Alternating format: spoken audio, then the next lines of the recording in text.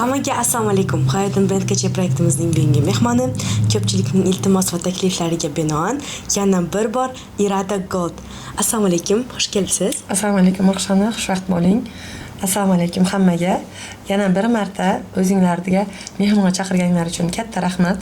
Podpisчикларga ham nima deyman, katta rahmat. Mana shunday hurmat qilishib, yana bir marta eshitgimiz kelyapti deb savollarni yuborishgan ekan. Juda ham xursand bo'ldim va chestno javob beraman degan umiddaman. Sizga unda savollarimiz bor. Savollarimiz juda ham ko'p va undan ko'pini hammasini bizning podpisчиклар yozdi. Shunga birinchi savolimiz, kasallik sizdan ko'proq nimani olib ketdi? Sog'lik, vaqt yoki hayotga bo'lgan ko'z qarashlar nima? O'sha nechta savollar bor? Ko'p. Ko'pmi? Bu boshi bo'lsa, desertga qanaqa savol beray deyasizlar. Juda qiynaldim, boshladinglar. Sog'liq, kasallik nimani olib ketdi? Avvalambor, birinchi marta ko'rayotgan odamlar tushunmay qolmasin. O'tgan safar kelganimdan ikkalamiz ham hozir juda ham katta o'zgarishda o'tiribmiz. Bu katta o'zgarishlarni o'zi bo'lmadi. Allohning sinovi birin-ketin keldi. 25-yil men uchun ko'proq qara iz bilan, yaxshi emas esdaliklar bilan qoldi. Alloh bergan umrni yomon kunlari bo'lmaydi deydi. Shukr hammasi uchun, lekin 2025-yil menga juda ham og'ir keldi. Sababi men organizm 5-6 yildan beri o'zida ko'p narsa saqlayotgan ekan va u narsa hech sirtqa chiqmabdi. O'tgan safar aytganimda kasalligim bor, uni yengdim deb aytgan edim. Bu paytda vrachlar uni bitta kasallik sifatida ko'rgan ekan. Bu esa katta bir kasallikni faqat bir belgisi bo'lgan ekan. Ya'ni 2025-yilda menda shunaqa autoimmun kasallik aniqlandi va autoimmun kasallik bu immunitet o'zini o'ziga qarshi chiqishi, ya'ni o'zimning organizmim o'zimga qarshi chiqyapti va bir organizmni уже поражение o'tkazib qo'yibdi. Aytyapsiz, bu kasallik nimani oldi? Sog'liqni oldi, vaqtni olmadi. Sababi kasal bo'lgandan keyin vaqtni qadriga yetishni boshladim. Qaytaga bemalol o'tkazayotgan vaqtimni ko'proq полезный narsaga ketkazishni o'rganyapman va nima dedingiz? Vaqtni, ya'ni hayotga bo'lgan ko'z qarashingiz. Ko'z qarashga ham o'zini hissasini qo'shdi. Yaxshi taraflama. Lekin ana Ruxshon, o'zingizda kelajakka qancha planlaringiz bor? Necha yil keyingi planlaringiz bor? 5 yil, 10 yil. Qaysi sferada masalan? Turmush, biznes, bola chaqa ko'rish. To'g'ri. Men shu orzularingizni hozir olib qo'ysam, qanday yashaysiz? Ertaga kelajagingiz bor yo'qligini bilib yashash qiyinmi? Qanday deb o'ylaysiz? Qiyin. Xuddi mendan bir oy oyog'im tegdim yerni tortib olgandek bo'ldi-da. Juda ham katta plan daftar yozganda 2030-yilgacha plan yozdim men. Shunchalik ko'p-da. Poetapni tochka ochaman, bunaqa qilaman, buni rivojlantiraman, yaxta ish boshlayman, bunaqa qilaman. Farzandim yaqinda endi 1,5 yoshga to'ldi. Farzandim maktabga yuborish, ular hozir bu kasallik meni ko'proq orzu qilishni olib qo'ydi. Plan qilishni olib qo'ydi. Sababi men уже faqat bir hafta yoki bir oyga plan qo'ya bilaman. Bu sog'liq bilan yoki bansaga tushib qolish mumkin, yoki yomon bo'lishi mumkin. Endi Allohni faqat yaxshi narsa kutyapman. O'ylamanglar, faqat yomonlikqa hayol ketib, o'zini-o'zi samounashение qilyapti. Yo'q.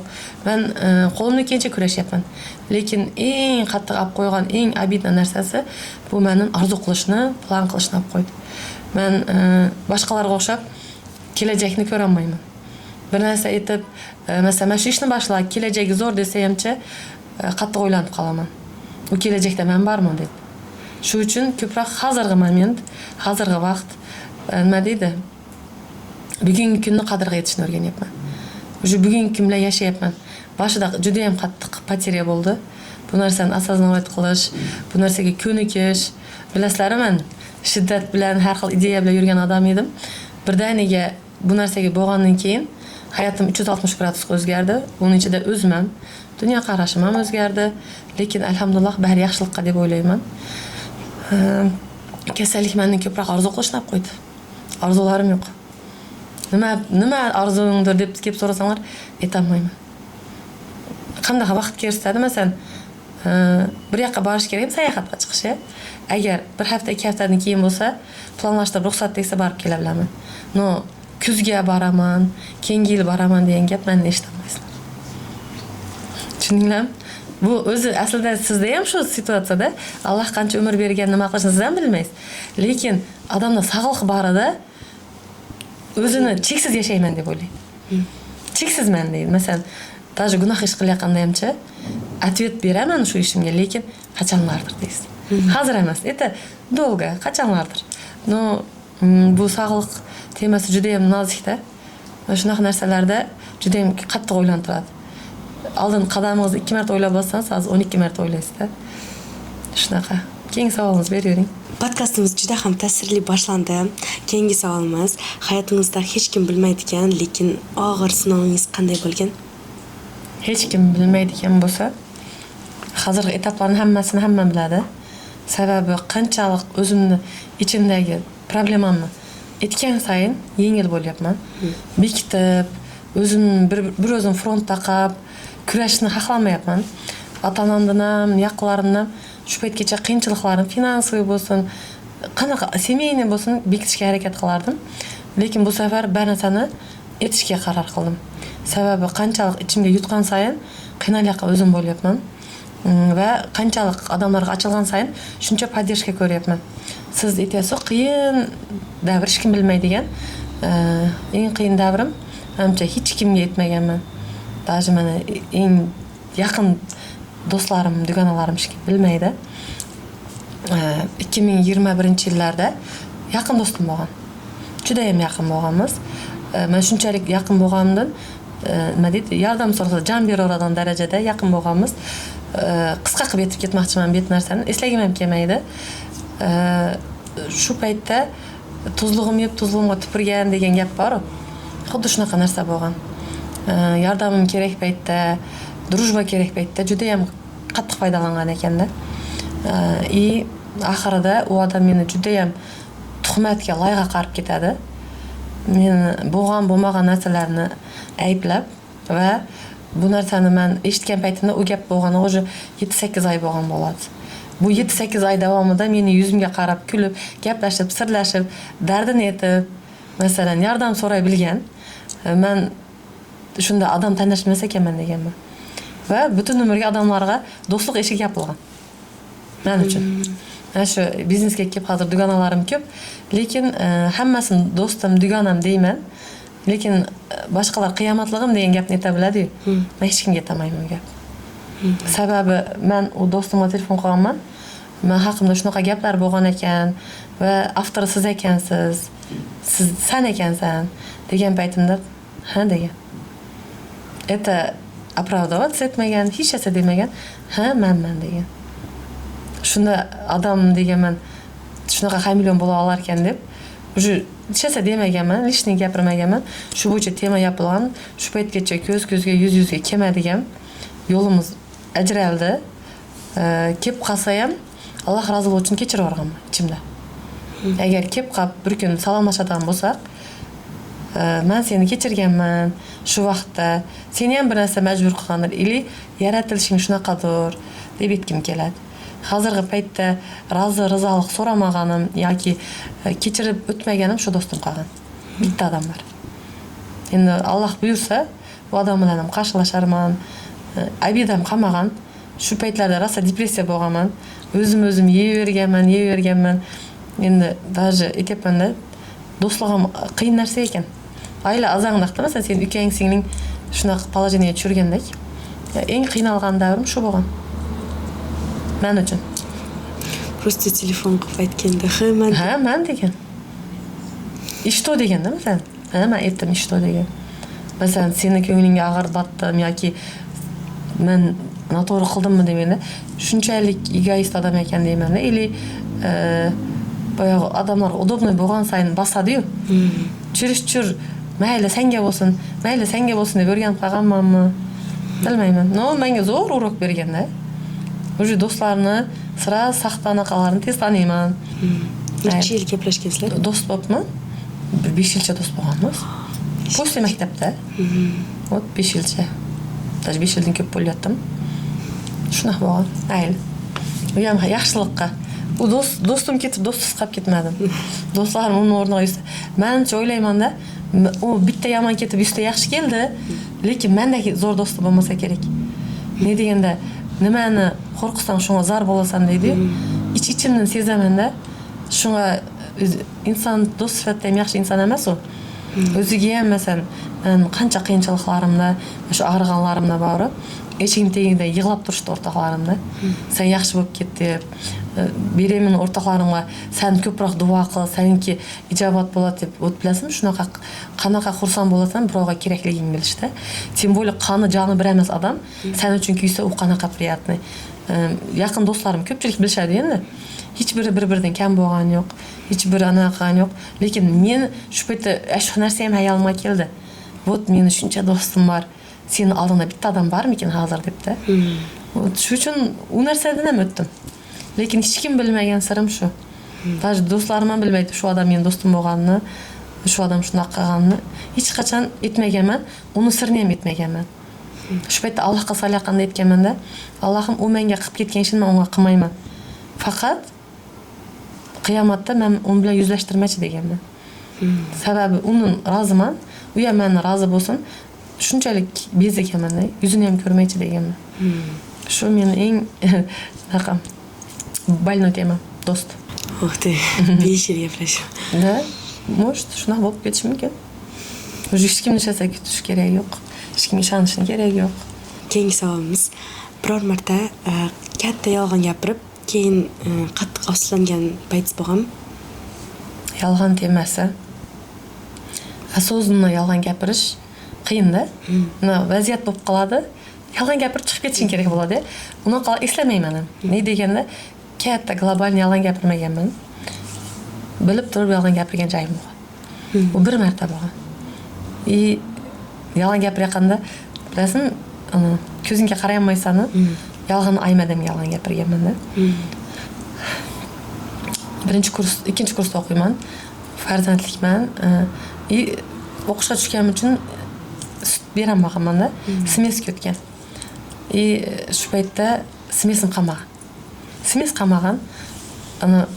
Dada degan filmlar bor, bolasiga sut izlab. Shu narsani ko'rsam, rosa yig'lagim keladi. Sababi shunaqa tupoy vaziyat bo'lgan. Juda ham tupoy vaziyatda. Boyog'i bola o'sgan sayin 5-6 oylik bo'lgan sayin smes bir kunga ham yetmay qoladi. Bir xildachi, bola ko'p ichadi. Kelinman, 19 yoshman. Juda ham yoshman-da.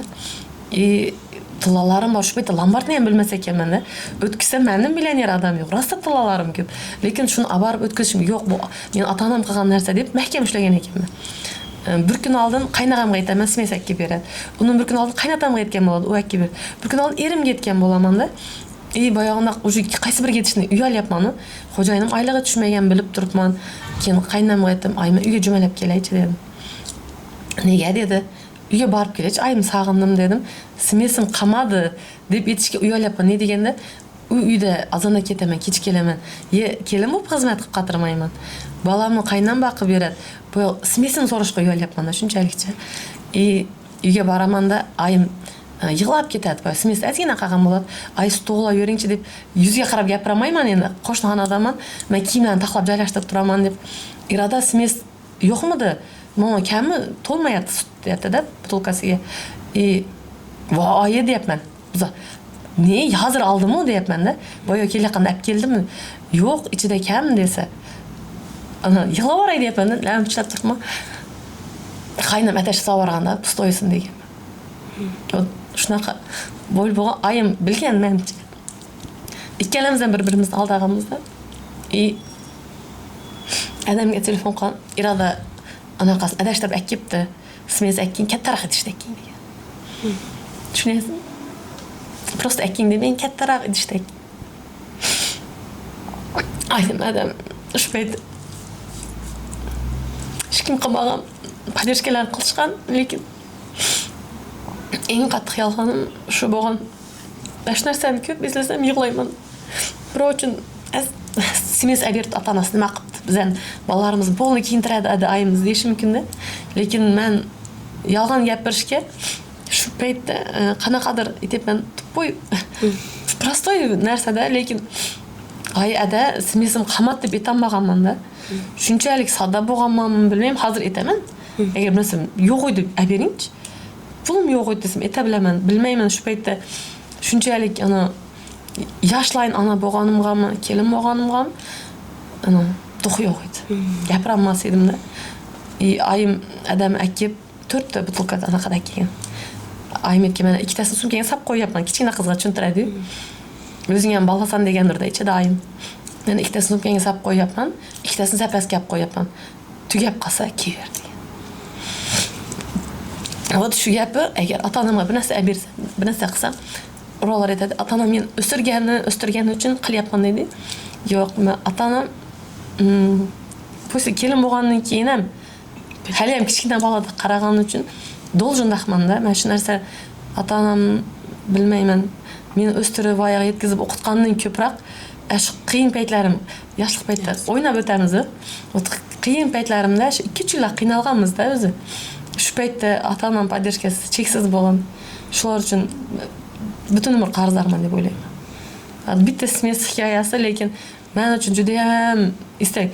Любой пейтте mesela эртеги 50 жаштагы сурасаңыз, мен смес историясын айтып яна ялга беришим мүмкүн да. Мен үчүн ашу ялганды гапырыш кыйын болгон. Болмаган нерсем болду деп, вай, рол ойнашчы, кыйын болгон. Кайнам сабарганда билмегенде депчи. Айымым кызым кимди алдайсың дегендир ичиде. Билмем, айым бул темалар хакында этмегенмин, эстен чыгып кеткендир, лекин мен үчүн жудайам кыйын болгон шүкен. Endi bu videoni ko'rib, ayingizam biladigan bo'ldi. Bir eslaysizlar endi keyin bor. Keyingi savolim. Qaynona bilan yashash qanchalik qiyin yoki oson? Qaynona bilan yashash qiyin yoki oson? Judayam qiziq savol va buni подписчиклар bergan aniq. Sababi direktimga qaynona kelin mojarosi rosa aktual temalar. Tilla aloqan klientlarimdan ham tilla alışıp özünü avutadigan kelinler ham köp da. Masalan, bir narsa algan edim, uyda janjal bo'ldi. Shunga nazlo yana olyapman deyishadi yoki shuncha yil chidadim, shuncha yil xizmat qildim. Bir marta o'zimga olmoqchiman deyishadi. Mana shu ko'chada ketasan endi. Masalan, uyimgacha, masjidgacha 1000 ta uy bor ya. 1000 ta uyda 1000 xil tashvish. Bir uyga kirasan kelin yomon, bir uyga kirasan qaynona yomon. Lekin aslida yomon odam yo'q. Hammasi yaxshi deb o'ylayman. Qaynona kelin yaxshi bo'lishi kompromissi. Bir narsaga bir pas ketish, biri balankini bir pas ketib turish kerak yo'q. Endi men qaynona kelin temasida hech kimga maslahatim shuncha aytolmaydigan darajadaman.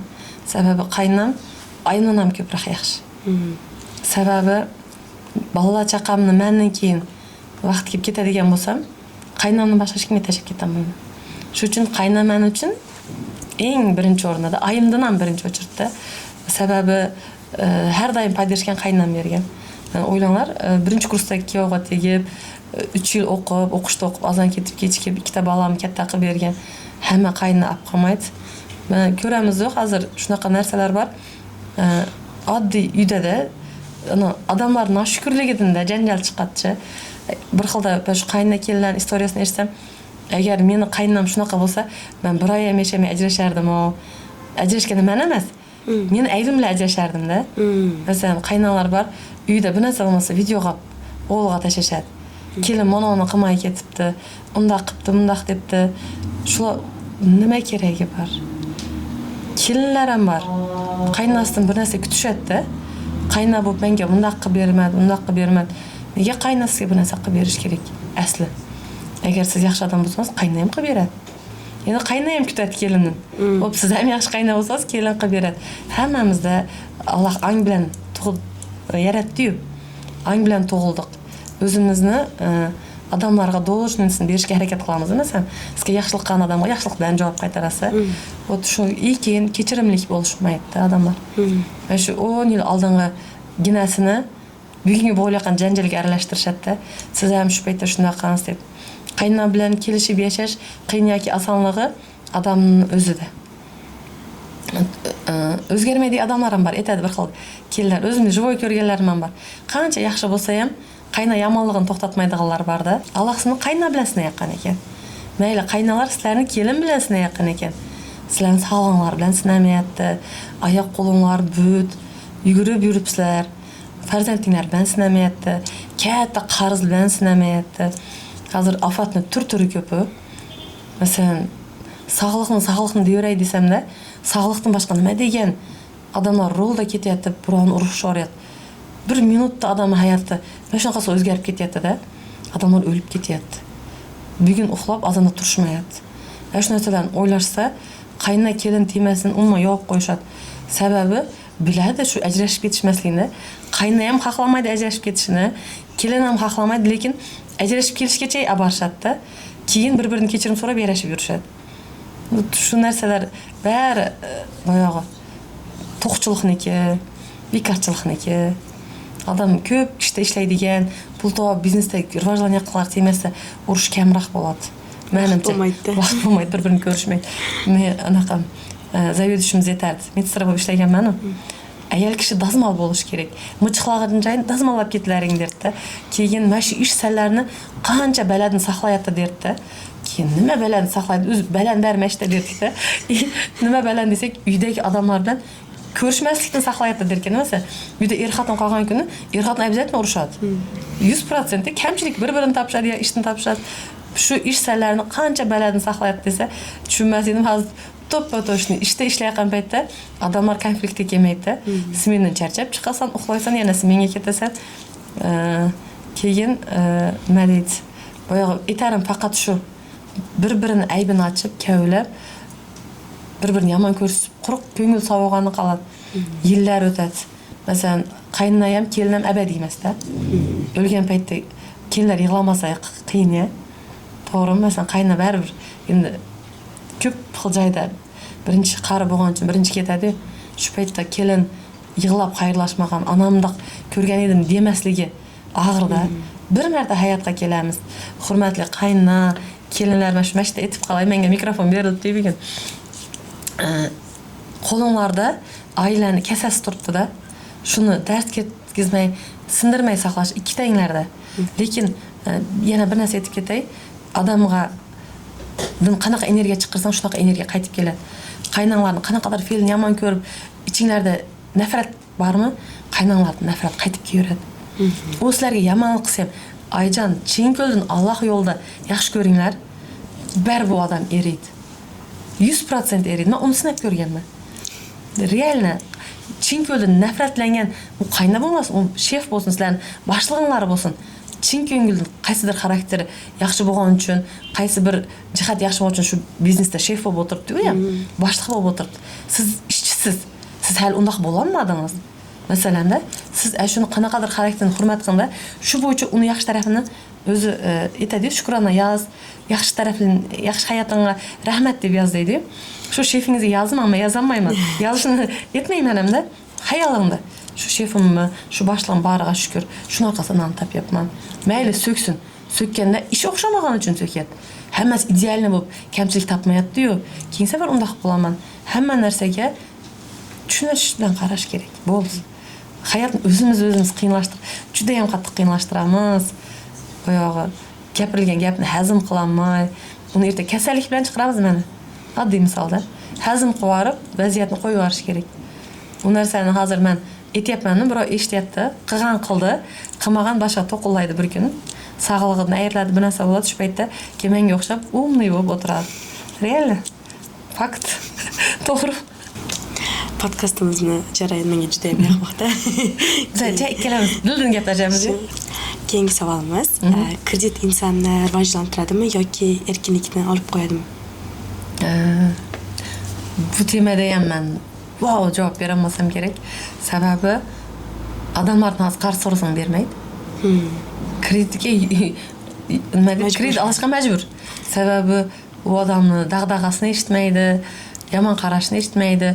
Birovdan qarz olding degani bo'yningdagi arqonni uni qo'lga berib qo'yding deganda, xohlaganda sudraydi. Sen vaqtda bera olmasang-da, shu uchun kredit olishadi. Lekin men u narsani ma'qullay olmayman. Din sohasidan men u narsani sababi o'zim tilla sotishimda ham qo'llaganman. Rassrochka qilganman va uni tushuntirganman, to'g'ri deb tushuntirganman. Sababi tilla kundan kunga oshyapti. Siz rassrochkaga olyapsiz, u 2 yilda to'lasangiz ham shu summani to'laysiz, 1 yilda to'lasangiz ham shu summani to'laysiz. Lutf shunday qiling deganman.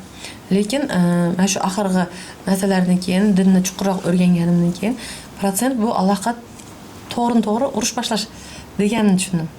Tushunyapsizmi? Bilib turib qilishda. Shu ishni men hozir yig'ishtirganman. Pulni to'lovlarni faqat nalishkaga sotyapman. Endi kredit rivojlantiradimi degan narsa, kreditda rivojlanib ketgan odamlar ko'p. Sababi bir biznesni kredit boshlab, keyin yopib tashlagandir, men bilmayman. Shu sababda bu narsani Alloh ma'qullamagan, men ham ma'qullamayman deb aytaman. Lekin hayot kimda qanday o'xshadi, uni o'zlari biladi. Lekin bir narsani aytay, erkinlikni nima qiladim dedingiz? Erkinlikni olib qo'yadim dedingiz-ya? Ha, olib qo'yadi. Bu narsaga 100% qo'shilaman. Sababi menda ham kredit bor edi. Umraga ketishimizdan oldin hammasini yaptım. Masalan, bu qarzlarim men o'zim aytarimda, bu qarzlarim meni ishlashga undayapti. Masalan, platyoj kelib turadi-yu. Ishga sotqin kelmaydi, ishlaging kelmaydi. Shu yalqovligimni yengib yugurtirayotgan men shu qarzim deb so'ynardim-da. Lekin ularni yopib tashlaganda erkinlik. Ya'ni kelayotgan dohod saf o'zingga qolyapti. Kiyinasan, yurasan, turasan, bu narsa erkinlik. Sen hech yoqqa pul berishing kerak emas, shoshmaysan. Juda ham zo'r. Ne deganda bu nechilikda kredit уже qon-qonimizga singib ketganda, odamlar borda, реально zapravkani ham redga qilishadi. Masalan, ovqatlanishda ham redga urishadi. Bitta protsent bor. Sababi nalishkaga boshqa tsena, redga boshqa tsena. Uni sotuvchilar qo'yib qo'ygan. Sizga вроде ko'rinadi, birdek 3 oyga bo'lib to'laydi. Yo'q, baribir bitta davlat налоги, Kaspiyni o'zining uslugasi bor. 10, 12, 13% bo'lib ketgan bo'lsa kerak. Круглый hisoblanadi 20% ustida. 1% bor. Ovqatni prosentga yeyasiz, o'ylang. Mana shu yurayotganda prosentga yurasizlar, redga benzin qo'ya qolish, shular ham o'ylasin. Shu narsalarni birdaniga chiqib ketish qiyin-ku. Poetapdan chiqib ko'rsin. Bez kredit yashashni anaqasini ko'rsin, erkinligini. Xuddi ikkita bilagingdan anaqalar tushgandek bo'ladi zanjirlarda. Bu narsani faqat qamoqdan chiqqan odamlar sezadi, реально. Sababi siz hech kimga должен emas. Pul kelsa bor, yo'q bo'lsa yo'q. Hech kimga berishingiz kerak emas, juda ham erkin yashaysiz. Hammaga tilayman shunaqa anaqada erkin yashashni-da. Tilayman, xudo xolsa hamma qarzlardan qutulsin, kreditdan qutulsin. Bu kreditnicha juda ham aqlli odam chiqargan. Yevrolar chiqaramiz kerak menimcha. Sababi odamlarni anoda angini shuni o'rgatib qo'ygan. Oylig'ini berib o'tiribman bilinmayapti deb o'ylashadi-da, lekin qaram qilib qo'yadi. Hozir kreditsiz rasurishkasi odamlar juda ham kam. Hozir tillarni shu narsani olib tashlagandan keyin barakam ko'paydi. Chet nimada o'tib ketdi, barakam ko'paydi. Plus faqat nalishkaga oladigan klientlar keldi. Даже hozir shunaqa zo'r narsa aytib beraman sizga. Alloh bilan ko'p pari o'ynaymiz. Sport desam, sportga o'xshagan narsa-yu.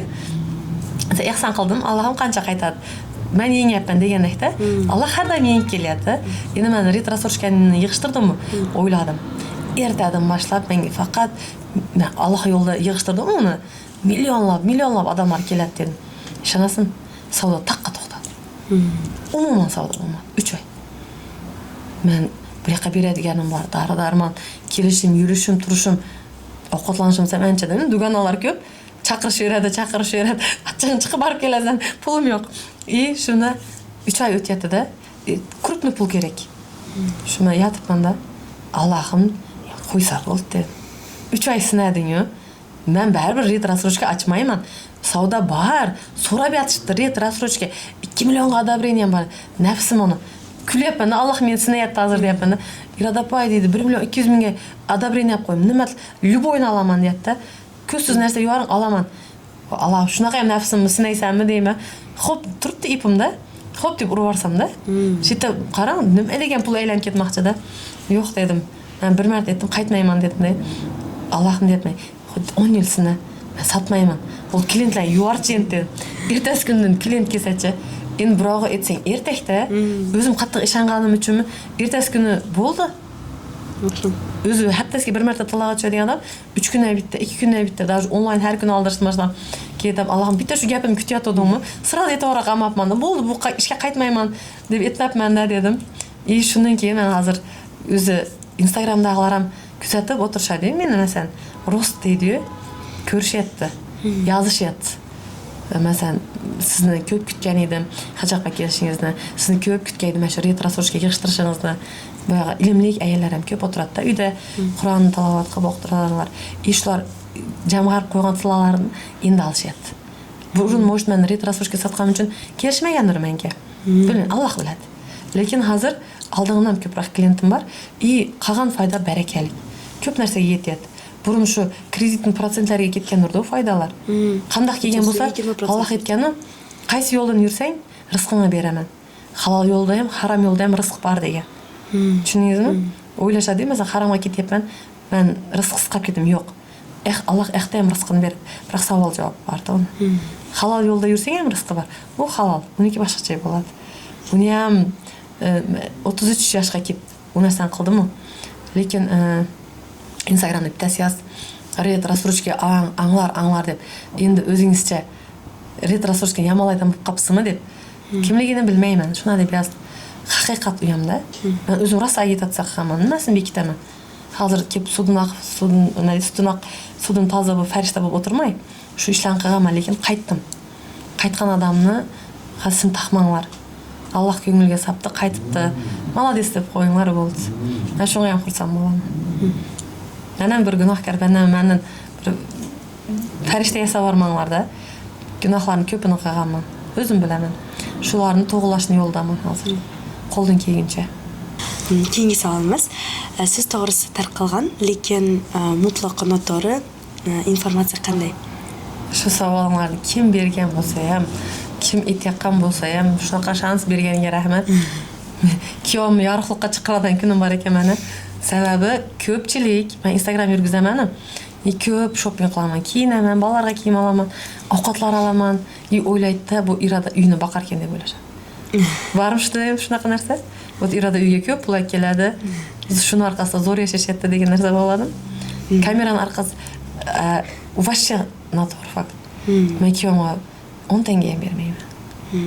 Uyga ko'ngildan chiqarib pishiriqlar narsalar borishi mumkin. Qaynam qaynatamam so'ramaydi. Topgan pulingni nima qilasan deb. Kiyovim so'raydi. Menda обороты foydamni tilaga qilyapman. Men tochka ochishim kerak. Tochka ochganimda tilam ko'p bo'lish kerak. Mana bitta komplekt 500-600 ming turadi. Shunaqa o'ylang. Men 5 yil bo'ldi sotyapman. Qancha foyda ko'rishim mumkin? Ularni tushuntirib qo'yganman, lekin ko'pchilik o'ylaydi, Iroda uyni boqyapti deb o'ylaydi. Yo'q, kiyovim juda ham yaxshi ishlaydi. Tinmaydi, tinchimaydi, oilam deydi. Bari rasxod kiyovim bo'yinda. Bola chaqani rasxod ham meniki, yuzaki. Mayda chudas. Bolalarga ehtiyoj kiyimi bor, lekin bu nafsda borsan chiroyli olib qo'yasan. Uni обязательно Instagramga qo'yasan. O'ylaydi, Iroda polni bola chaqasini o'zi ta'minlab, o'zi yugurib, ham uyda kelin, ham ko'chada biznes lady, ham bu yoqda yo'q. Qaynam menga podдержка qilib uyimni ishini yarmini qilib qo'ygan uchun ko'chaga chiqa bilyapman. Kiyovim menga pulimni olmagan uchun o'zimga rasxod qilib, xohlasam tillab, xohlasam sayohat qilib, xohlasam kiyinib, shunaqa yura bilyapman-da. Agar men ular faraz qilganda uyni ta'minlab boqayotgan ayol bo'lganimda, men bunchalik ko'karmas edim. Bunchalik yashnamas edim-da. Shu uchun это вообще yolg'on. Menga bittasi aytganda, bu hammani olib aytgan. Masalan, siz degan, uyni mana anaqa qilib yuribsiz, qo'lingizdan kelyapti uy deganda, shok bo'lib qolganmizga kim aytdi dedim. Yashirmang deganda, aldaysiz degandek. Yo'q, bu yashirmayman. Nimasini yashiraman? Xo'jayinga должный anaqasini aytay. Meni boqayotgan xo'jayinim. Xo'jayinim orqasida men shunaqa yuribman. Baxtimizga sog' bo'lsin. Shunaqa. Keyingi savolimiz подписчикdan. Axir payt Iroda vahabiylashib ketdi degan savol keldi bizga. Shunga nima deysiz? Bu savol 100% подписчикning kelganiga ishonaman. O'zimga ham kelgan bu direktga, может shu qiz yozgandir bekka ham. Bu gaplarimizni keyin YouTube kanalidan или Instagram blogga ketib qolmaymiz degan umiddaman. Sababi bu temani hali hech kimga gap chiqmagan bo'lsa kerak. Yo'q, vahabiylashib ketmadim. Vahabiy bu qanaqadir bir sektaga kirib ketish, shu sektani yo'li bilan yurish, birovlar agitatsiya qilsa ko'nish degandekda. Meni agitatorim yo'q, hozir ustozim ham yo'q. Hamma narsa через boshimga tekkandan keyin o'zim o'ylab, tafakkur qilib ketyapman. Vahabiylashib ketdi deb hijobga kirgandan boshlash qilmasa kerak. U narsani men juda ham oldin ko'nglimga tukkanman. ro'moldagilarni qattiq hurmat qilishim, yaxshi ko'rishim, ularni hech qachon ochiq kiyinib yurmaganman o'zim. Meni lamkada, shortikda ko'rmagan bo'lsangiz kerak. Lekin hijab o'ramas edimda. Hamma tanam yopib yurardim, lekin hijab o'ramas edim. Umraga borish, Ka'batullohni ko'rish va hijobda bo'lishni juda ham qattiq orzu qilaman. Bu kasallikni mana ming rahmat aytadigan taraflarim, qachonlardir boraman, qachonlardir o'rayman degan narsani boraman, o'rayman degan narsaga keltiribdi nuqtasini. Bordim, o'radim. Yurak xotirjamligiga erishdim.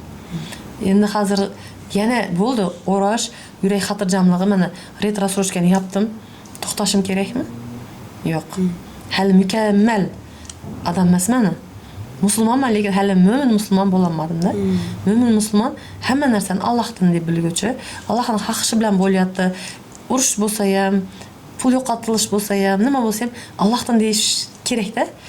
Men shu psixosomatika bilan ishlayapmiz endi. Sanalarga rahmat. Shu olib kelgan anaqasi ham juda katta ko'zim ochdi. Proyektning oxirida sanalar bilmaydigan bir narsa aytib ketaman. Oxirida. Eshitsa o'zi ham shokka tushadi, sabab o'zimni mana shunaqa chidadim. Yangilikni etmay. Xullas, mana o'qib shu paytda, конечно, qiziqim va shu zo'r yangilik. Xullas, vahobiylashmadim. Men o'zim ustimda dash ishlayapman. Ya'ni tug'ilgan kun bilan tabriklashga bo'lmas ekan. Ko'pchilik qilyapti hatto. O'shani senda ham bor. Bu narsani to'xtatdim. 20-may kuni ukam tug'ilgan kuni bo'ldi. Mana kecha bo'layotgan narsada bu savol javoblarga tayyorlanmay kelganman, masalan. Savollar bermaysizlar-da. Mana qaranglar, kecha bo'layotgan narsa. Ukam, "Apay" dedi, "Tug'ilgan kun bilan tabriklamadingiz-mi?" dedi. U o'zi dinga yaxshi, tushunadi hammasini. Ukam dedim, "Hammaga tengman-ku" dedim. "Hech kimni tabriklamayapman, xafa bo'lmachi" dedim. "Menga o'xshabmi" dedi. U ham tabriklamayapti hech kim.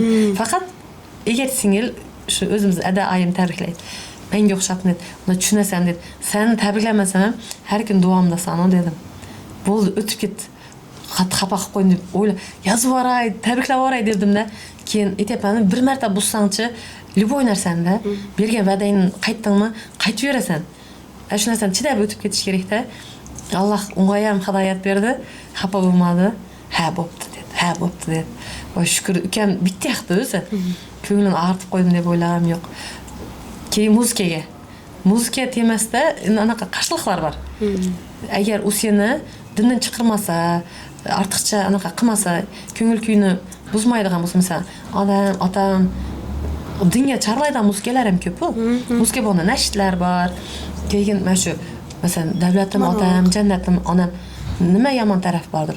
Qaytaga ota-onaga bo'lgan anaqamizni uyg'otadi-ya. Endi chirishchir "Я за тебя душу дьявол отдам" deganlar endi to'shni bo'lmaydi. Tushundingizmi? Qaysi muzika ekan? Shu narsalarni ham qaytyapman. Uni Instagramga qo'yyapman. Savol javoblar shudan bu iroda bir narsaga qo'shilib qolib, bir narsaga o'zgaryapti. Yo'q, unaqa emas. Faqat mukammallashyapman. Iymonimni kuchaytiryapman. Yomon gumonga bormanglar. Aytyapman, men o'rgatayotganim yo'q.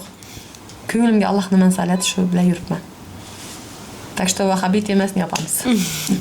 Boshqa savol bermang. Boshqa savol bermaymiz. Keyingi savolimiz, hidoyatdan oldingi iroda bilan hozirgi iroda uchrashsa bir-biriga nima derdi?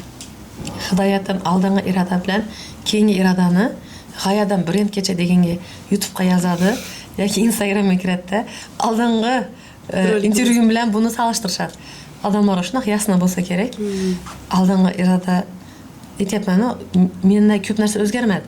Burundan yaxshi odam edim-ya, menimcha. Lekin o'zgargan narsa faqat Allohni yaxshi ko'rishimiz kerakligini tushundim. Hayotimdagi bo'lgan hamma qiyinchiliklar Allohni yaxshi ko'rmaganini kelganini bildim. Sen hozir yaxshisan-da, Ruxshona. Ertaga turmush qurasan, shu paytda ham faqat Alloh de. Alloh rozi bo'lsin. Mana bizlar u narsa singdirilmaganda kichkina paytimizdancha uy supursak ham ayim adam urushmasin. Kelsa ko'rmasin deb qilamiz. Ovqat qilsak, "Ne ovqat qilmading" deb so'kmasin deb qilamiz. Kelin bo'lganimizda-chi, qaynam undoq demasin, erim bundoq demasin. Yo'q, shu narsa men ayolman, men buni qilayotganim savob, Alloh yo'lida demaymiz, bilamiz, ko'pchilik biladi, lekin shuni deyishni o'rganish kerak. Uni qalban his qilish ham kerak. Aytyapman, boyog'i psixosomatik aytgandachi, meni ko'zlarimcha judayam katta ochildi da. Bitta chashkani qo'ydi. Bu yuraging dedi. Buni ichida nima bo'lish kerak dedi. Men Xudoya, ota-onaga mehr hamma kasha qildim barini dedi. Nima bo'lish kerak dedi. Yanında bitta qiz dedi. Allohga bo'lgan muhabbat dedi.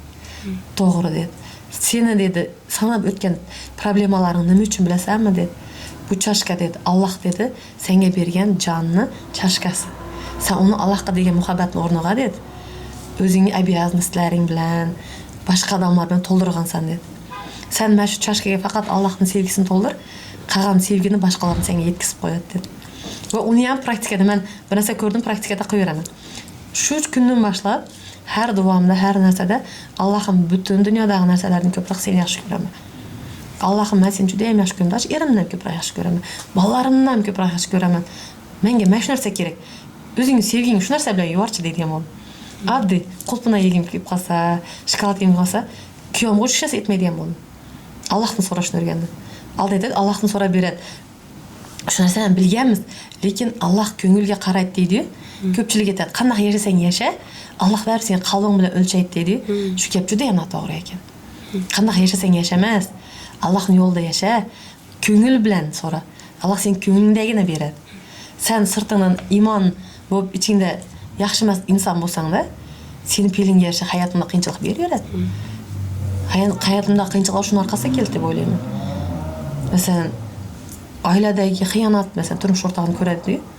Nima uchun ko'rar ekan? Allohning ustun qo'yib yuboradi-da erim. Erini ko'nglini topishga harakat qiladi ko'proq. Erim nima deydi, erim nima qiladi, erim qaqda, erim nima qiladi. Xo'p, shu vaqtni joy namozini ustida o'tirib Allohga bag'ishla, Alloh seni omonating ering. Shuni sen saqlab akka beradi. Yoki pulni. Eng pulga mukkasini ketamiz. Pul topayotgan paytda oila, bola chaqa Allohni chetga chiqarib qo'yamiz. Shu paytda bola bilan hammasi bilan sinaydi-da. Hozir meni qisqa javobim hidoyatni faqat Allohni sevishni topyapman. Hali yo'lidaman, men hidoyatliqman deb aytolmayman. Yana 1 yildan keyin kutaman taklifni. Undan ham zo'r hidoyatliq bo'lib kelarman. Xuddi shu paytda aytasizlar, mana iroda o'zgardi deb. Hozir men o'quvchiman maktabdagi. 1-sinfdaman-da. 11-sinf bitirishimga hali ancha bor hidoyat yo'lida. İnşallah o kunlarni ham ko'ramiz. 1 yil emas, sizni sanab qolamiz biz. Har 6 oyda ko'rsatamiz. Bu uchun meni hayotimda juda ham bir anaqa o'zgarish bo'ldi. Faqat yaxshilikqa bo'lsin-chi, yomonlikni charchadim. Rost. Alloh faqat yaxshilik so'rayapman, inshaalloh. Kuchayib, sayram ana katta biznes liderlar sifatida chaqiringlar. Inshaalloh. Keyingi savolimiz, sizningcha insonni Allohga nima yaqinlashtiradi? Dardmi yoki shukrchilikmi? Alloh xohlasa hamma narsa unga yaqinlashtiradi. Baxt ham. Faqat dard emas, baxt ham yaqinlashtiradi. Shukrlik ham yaqinlashtiradi. Alloh xohlasa mana. Boyaga dard bilan banchada yotgan paytimda rosa havas qildim o'rtoqlarimga. Bir o'tirishga ketadi, yangilar arafasida hammada bayram kayfiyat. Hammada bayram kayfiyat. Bir ikkovim bilan mana bu yoqda o'tirishdamiz, bir dugonalarim bilan bu yoqda o'tirishdamiz. Qattiq havas qildim. Men ham shu o'rinda bo'lsam edi, bo'lardim. Nimaga unchalik o'zgarib ketdi hayotim? Nima bittaman? Ko'p narsa o'ylandim-da. Alloh o'ziga yaqinlashtirishni shu kunga, shu paytga mo'ljallabdi. Hammasini analiz qilib chiqishimga Alloh vaqt berdi. Shu paytda payg'ambar sollallohu alayhi vasallamni juda ham qattiq tushundim-da. Bir o'z g'arga ketib qolaverganim. Boyaga Alloh bilan gaplashish uchun, Jabroil alayhisalom kelishi uchun o'zini yolg'iz qoldirganda meni bir hafta hech kimsiz bayram o'tirib hammani chiqarib yuboradi. Bir o'zim bitta palatada qarab aytdim-da, juda ham ko'p narsa haqida o'ylandim. Oxirida Alloh bitta men qolar ekanman va Alloh meni yaqinlashtirishga shu kunni belgilabdi-da, shu paytlarni belgilabdi. Shunaqa shu paytda juda ham qattiq xafa bo'lasan endi. Oilang atrofida bo'lolmaysan, xursand bo'lolmaysan, hech narsa yo'q-da. No, Alloh bor. Alloh bor joyda hamma narsa bo'lar ekan. Shu kunlarda men bu kunlarni ko'raman ham deb o'ylamadim. Faqat bu oxiri. Это конец. Konetsga tayyorlandim. Allohim qiynamay olch, bunaqa qilmachi, lekin Allohni bizlarga beradigan narsasi ko'pligini keyin tushunasan. Mana hozir yaxshilanyapman. O'ng tarafga anaqalar bor. O'zgarishlar bor. Ya'ni Alloh кимни кандай хакласа шуна якынлаштыра алат. Мен дәрт белән якынлаштырды. Бәхеттән бәлки эсләмәгәндермен дә. Аллаһым дәрт берип койды. Енді бәхеттәм, дәрттәм эсләшне өйрәнәпмен. Аллаһка якынлашты өйрәнәпмен. Шу өчен Аллаһ якынлаштыраман дисә, һәммә нәрсә белән якынлаштырды. Фәрзәт белән сынап куяды, карыз белән сынап куяды. Шу өчен үпәйтә сынып калмаңлар. Аслында Аллаһ белән якынлаштыра якын булады. Бу улуг зат һәммәне якынлаштыра йөрмәйди үзигә. Шуны хисап кылыңлар, хаклаган. Вот буралар жаза дип түшүндүм башта мен. Бу мени шуна йөргәнләрем өчен жаза. Мен шуны жазаны чекепмен дедим. Кийинчәлек уны ухс өчүп кетти өзүнөз. Может табаларым кабыл болгондур да, көңүлүмдөн сырас кетти у нерселерде. Бу жаза эмес, бу ишиңе берилмеген эң кутлук нерсе. Аллах менен чын дилден геплешемеген насып кылман. Себеби унун алдын ибадатта болгонмун. Дүйнөви ишлерин хаял кылып ибадат кылман да. Аллах мени янымда деп фараз кылмаганмы? Аз кыла билемин. Шу эм бакыт үчүн Аллах кимди хакласа шуну өзүгө якын алат. Juda chiroyli javob bo'ldi. Keyingi savolimiz, hamma sizni, men ham, hammamiz sizni kuchli ayol deb bilamiz. Lekin Iroda qachon yig'laydi? Iroda eng yomon ko'rgan ishim birovga ko'z yosh ko'rsatish. Uyni kattasi bo'lganmanda, masalan, yig'lay desang ham, kelayotgan yoshni o'chir, sen uyni kattasisan. O'chir bilan yutib, yig'lamaydan bo'lib ketganmiz. Lekin axirgi vaziyatlar yig'latdi. Qachon yig'layman? Allohdan kechirim so'raganda yig'layman hozir ko'proq. Keyin eng qattiq yig'laganim ayimni o'rtog'ini ko'rganimda bo'ldi. Ayim bilan teng, o'z qarindashimizda ko'rdimda yuzim tiniqlaganini ko'rdim. Yoshda ikkalasi teng edi. Masalan, men ularni axirgi ayimni ko'rganimda ayim ikkalasi bir xil edi yuzlarining sostoyaniyasida. Hozir ayimni ko'zlari tegdi ajinlarni ko'ramanda o'zim aybim bor deyman. Meni qiyinchiliklarni ko'rib ayim necha yilga qarib ketdi. Ayimni ajinlarni ko'rganda yig'layman. Adam aqsashlarni ko'rganda yig'layman. Sababi boya aytyapman, dugonalarim sayr qilishdi debchi. Hammasi do'st bo'lsa hamda ularning o'zining hayoti bor. Ularning o'zining turmushi bor. Ularning o'zining обязанности bor bolalarning oldida. Ularni aylantiradi. Lekin bitta ota-onam bayram tatmadi. Ana shuni ko'rdim. Ota-onam ishga borishmadi. Yengilda men oldimda bo'lishdi. Telefon qilsam ayim ko'zlari qizarib ketgan bo'ladi. Yaxshi o'tiribsam televizor ko'ribman, ko'zim ayim o'zim televizor ko'rmaydi. Ko'zim qizarib ketdi deydi. Bilaman, bir-birimizga yolg'on gapirdik ancha ashit paytida.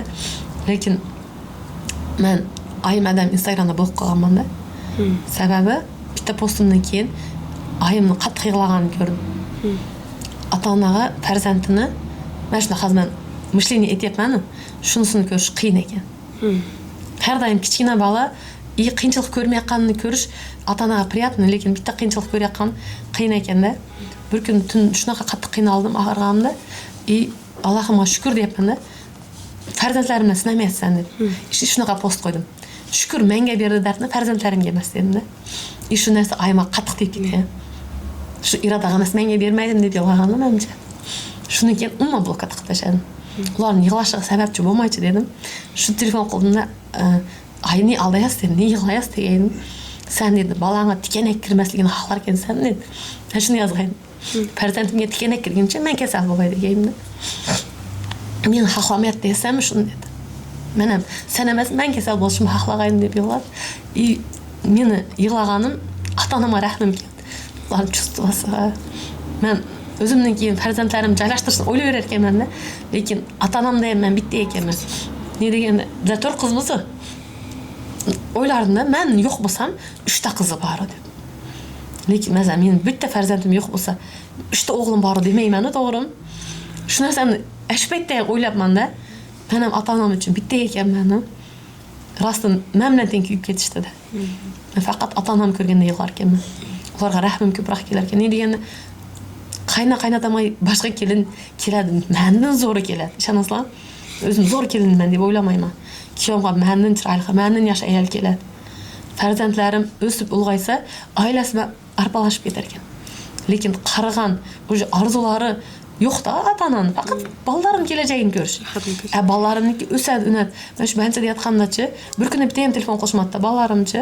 Sababi maktabi bor, bir narsasi bor, unutishdi. Lekin oyim 3 mahaldan xabar olishdi. Ata-onamning kichkina qizi bo'ldim. Menga yoqtirib aytamda, juda ham uzoqlashib ketgan ekanman.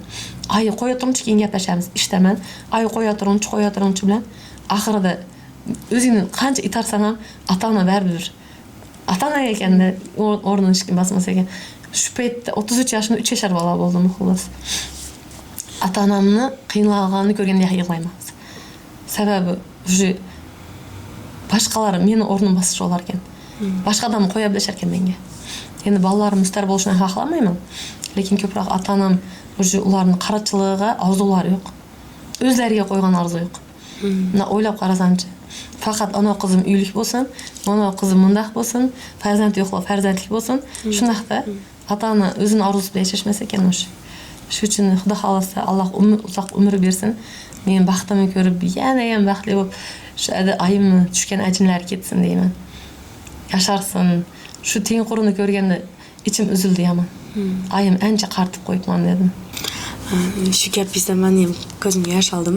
Men ham shunaqa savol berganimda ular seni tam turmush berish, keyingi ukalarimni, singillarimni o'qishga kirdirish deb javob bergani esimga tushib, men boshqacha bo'lib qoldim. To'g'ri, so'zingizga qo'shilaman. Farzandlaring yo'q-da. Farzandlaring bo'lgandachi bo'ldi, o'zi u ruxshan bo'lmaysan. Orzularing faqat bolalarga baylanadi. Kattaroq qilsam tezroq, saydikka bersam ketaveradi hayot. Buni tushunasan. Hali ko'p tushunasan. Sen bitta udachli narsang, mana shu yerda hozir boshlovchi bo'lishing. Qancha odamlardan ko'p narsa olasan. O'shalardan foydalan o'zingga. Inshaalloh. Keyingi savolimiz, hayotingizda Allohdan so'ragan narsangizdan ham ortiq bergan ne'mat nima bo'lgan? Allohdan so'ragandan ham ortiq. Yosh paytimizda bilasizmi? Bitta o'g'il, bitta qiz bo'ladi deb aytadi ko'pchilik. 2-3 farzand barazam qilolmaydi. Keyin namozlarimda har doim yaxshi qaynota, yaxshi er, yaxshi qayn erinmay so'raganman. Yaxshi qaynaga, yaxshi qaynab bersin debdi. Keyin mana xo'jayinim bilan turmush qurdik. Juda ham to'satdan bo'lgan bizning turmushimiz. Ko'p yosh paytimda o'zi qaynag'am uylangan. 1 yildan keyin ularning uyiga meni qaynag'amga ammamning qizi ayolda. Shuni apayim ayoli. Men mehmonga boramanda, kuyovim meni ko'rib qoladi. 2 kundan keyin sovchi qo'yadi. Quda bo'lamiz. Quda bo'lgandan keyin gaplashamiz. Alloh beraman desa-da, boyag'i boshqa variantlar bor-ku. Hamma ishlar yopiq. Faqat shu ochiq bo'lib turib, shu to'g'ri variantda ko'rinaverar ekanda. Alloh shuni xohlaganda, keyin eshitdim uni osmonda masalan siz nikohlanasiz-ku. 6 oy oldin nikoh o'qitilib qo'yilar ekan farishtalar tomonidan. Ikkita yurakka, tushundingiz? Masalan, quda ajrashib, boshqaga tegib ketdi 1 oyda degan gap bo'lsa, siz bilingki, u narsa 6 oy oldin osmonda bo'lib bo'lgan. Falakda deyiladi-da. Xuddi shunaqa boya turmushdamiz. Men shu narsalarni berdi Allohim. Qanday duo qilsam. Keyin uyni kichkinasi bo'lishini xohlardim. Sababi qaynsinglini uzatishni xohlamas edim. Realda uyni erkak kelini bo'lishni xohlardim. Sababi uyni katta qizi bo'lib, rosa so'kishdi. Charchaganman. Hozir ham uydaman, uyni kichkinasisan. Men katta ayol bo'lsa, o'z bolalarni ko'p bo'lsam yo'q. Sen kichkinasisan, sen jim. Sen aql o'rgatma, men o'zim bilaman degan gapni eshitaman. Nu ortig'i bilan farzandlarim berdi. Bir o'g'il, bir qizim bo'lsin deganmanda, keyin qiz paytda nima niyat qilsa amalga oshadi deganga ham qo'shilaman. Men hozir ichingizda o'g'il tug'sam, bunaqa qo'yaman, qiz tug'sam, bunaqa qo'yaman degan bormi narsa? Hozircha yo'q, biroq ko'p bo'lgan. Burun bo'lgan, ya. Oldimizdan shu narsa chiqadi. Men nimagadir Ramazon degan ismni juda ham yaxshi ko'raman. Katta o'g'lim ro'zada tug'ildi. Ramazon qo'ydik. Aisha onamizni juda ham yaxshi ko'rganman. Hamma kitoblarni o'qigaman u haqidagi. Qizimni Aisha deb qo'yamiz deganman. Shu paytda qizim tug'ilganda qandaqdir strelka menga keldi-da. Ruxsat berildi o'zim qo'yishga. Aisha deb qo'ydik. Nimagadir Anvar Sanoyni yomon ko'rardim biroqcha. Bilmayman. Muhabbat kuychisi desa shuni achchig'im chiqadi. O'g'limga Anvar deb ism qo'yishdi. Bir yomon ko'rgan, bir yaxshi ko'rgan narsa bo'ladi deb shuni aytadi. Keyin bir anaqa eshitdim. Bandam senga 3 o'g'il berdik, 4 o'g'il berdik. Payg'ambar sollallohu alayhi vasallamning ismini qizg'andingmi? Qo'yishga degan hadisni anaqa qildimda, eshitdimda. Shu paytda aytdim. Xudo xolsa o'g'il tug'sam Muhammad qo'yaman. Lekin menga Yahya degan ismga qara. Keyin Muhammad Yahya deb qo'ydik. Hammasi niyat ortig'i bilan berdi farzandlarim. Ortig'i bilan ko'nglimdagidek ismlarini qo'ydik. Hamma narsa ortig'i bilan berildi.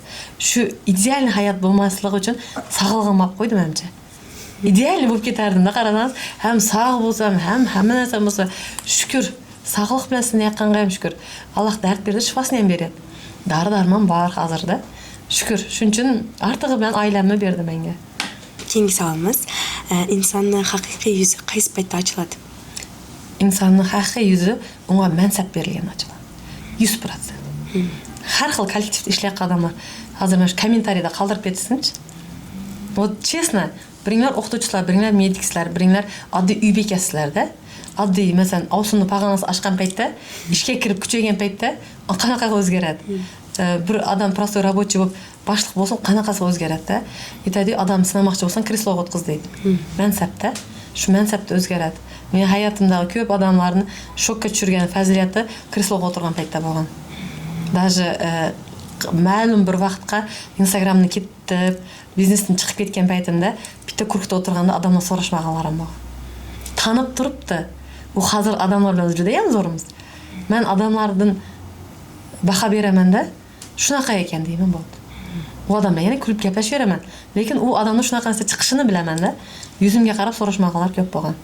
Sababi men ahvotim yo'q, odamlarim yo'q. Men uni nima foydadir mendan, to'g'ri? Вот endi hozir Iroda Goldmiz. Foyda bordir, boshqa bordir, so'rashadi. Men u kunlarni esimni chiqarmayman. U odamga должный obrazda javob beraman. O'zimga qattiq yaqin olmayman-da. Shuning uchun mansab bilan. Даже masalan, yigit qizlarni olayotgan paytda ham ozgina unga past ketib ko'rish kerak-da. Baland ketgan sayin baland ketadim. Yoki o'zini ayollik ifatini saqlab joyida tura biladim. Вот yigitlar ko'rmaydigan shunday shu maslahatim. Hozir siz boshida aytib qo'ygan yangiligimizni aytasiz, biroq undan oldin bitta savol, oxirgi savolimiz bor. Savollarimiz ko'p, biroq vaqtimiz cheklangan, shunga savolni aytay. Oxirgi savolimiz, agarda farzandingizga bir nasihat qoldira olsangiz, qaysi nasihatni qoldirardingiz? Nasihat qoldirganda shu narsani ko'p o'ylayapman-da. Bir bloknot olib, 4 farzandimga 4 xil xarakteriga, tipiga, qiziqishiga qarab bir vasiyatga o'xshab yozaymi deyapman-da. Keyin yomonlikni chaqirmachi Iroda deyapman. Realda xuddi bir yoqqa ketishga tayyorlanayotganda qo'y deyapman, lekin u nasihatni kundalikda berib boryapman hozirda. Xudodan qo'rqlarim. Yelkangda ikkita farishtang bor. Kichkina endi ularni multfilm tilida tushuntiryapman. Ikkita farishtang o'tiradi, gunohingni yozadi, savobingni yozadi. Keyin u daftardan Allohning oldiga olib kirasanlar. Ekzamen topshirayotganda shu daftarlaringga hamma narsa yoziladi deb tushuntiryapman. Nasihatim o'tmishdagi ota-onamizning xatosini qaytarmaydi. Bizlarga uyat deb o'rgatgan hamma narsa. Erkakning ko'ziga tik qarama, uyat. Aslida gunoh. Yolg'on gapirma, uyat. Gunoh. Gunoh deyilsa bizlar seriozno qarardik-da ko'p narsaga. Hozirgi bizlarni ko'p xatoliklarimiz birov masalan kredit olish gunohi. Biroq gunoh deb tushuntirilmagan. Qanaqadir chiqishdan, vaziyatdan chiqish yo'llari, xullas bizlar anamizda Amerika bilan islom dinini qo'shilib bir o'zimiz hali yo'limizni bir sahrada qolib ketgan odamimiz hali yo'limizni aniq topmayotgan. Shuning uchun farzandlarimga faqat bitta qilgan nasihatim shariat bo'yicha yurib, yurakni aytganiga quloq solib, Allohning yo'lida yuringlarchi derdim bo'ldi. Hamma narsani javob bor Qur'on kitobida. Hozir Qur'onga borishadi, uni o'qishga ta'lim mag'zini chaqishmayapti. To'g'risi mag'zini chaqishib ikkita o'g'il, ikkita qiz farzand haqlagaman-da, lekin bitta qiz farzand bo'lganiga ham so'yindim. Qizlarning temasi juda ham nozikda. O'g'il bolalarga uyat kamroq keladi, javobgarchilik kamroqda menga. Shu sababdan hozir shukr 3 o'g'il berganiga ham shukr. Shu uchun ularga faqat din yo'lida yurishni nasihat qilaman, boshqa narsa aytolmayman sabab. Oying aytganini qil, opang aytgan dadang aytolmayman u gapni. Sababi o'zimizda u bilim yo'q. Bolalarga to'g'ri yo'l ko'rsatadigan narsa yo'q. Faqat shayxdan topishadi javobini, savoliga ham. Ustozlarning aytganini qilishsin. Ular ham shariatni dars bergan ustozlarim. Shu. Endi eng qizig'imiz bomba yangilikmi? Men uchun bomba u. Sanabar, bu недавно. Men o'tgan yili avgust boshlab kasalman, ofitsialni. Dekabrda qattiq kuchayib ketdi. Noto'g'ri lecheniyaning orqasidan keyin eti подавление bo'ldi, kasallikni bostirishdi, lekin yaxshi bo'lmadim. Mana shu hozir may oyi, aprel oyining boshlarida analiz topshirdim, hech qanaqa o'zgarish yo'q. Nol o'zgarish. Shuncha dori, shuncha lecheniyalar qayerga ketgan tushunmadik, lekin sanava psixosomatik chaqirdi. U keyin meni rezultatini ham so'ramadi, qaranglar, vaqti yo'qda. Men anaqa tayinlab turdim. 1 yil davomida tushmagan SRB bitta psixosomatikni anaqasidan keyin normaga tushib qoldi. 11 kun ichida. Men analiz javoblarimni yo'raman. Menga aytdi, 11 kun oldin psixosomatikdan oldin men vrachga boraman. Agar onkologiya bo'lsa, ximiya qo'yishadi. Agar autoimmun bo'lsa, biologiya qo'yadi. Biologiya ximiyadek одно и то же deb qarasan. Sochni to'kadi, immunitetni slabый qiladi, charchaysan, hamma побочкасы rosa ko'pda. Meni shu narsaga tayinlashmoqchi edi. Endi serbim normal chiqib turibdi. Mashallah. Biologiyada qo'lib tizayib ketdi xolos. Bizning podkastimiz o'z nihoyasiga yetdi. Shunaqa chiroyli, ma'noli suhbat uchun katta rahmat. Siz bilan xudo xolasa tez-tez ko'rishtiramiz. Sizlarda savollar bo'lsa yozinglar. Sizlar bilan bo'lgan Ruxshana ko'rishguncha.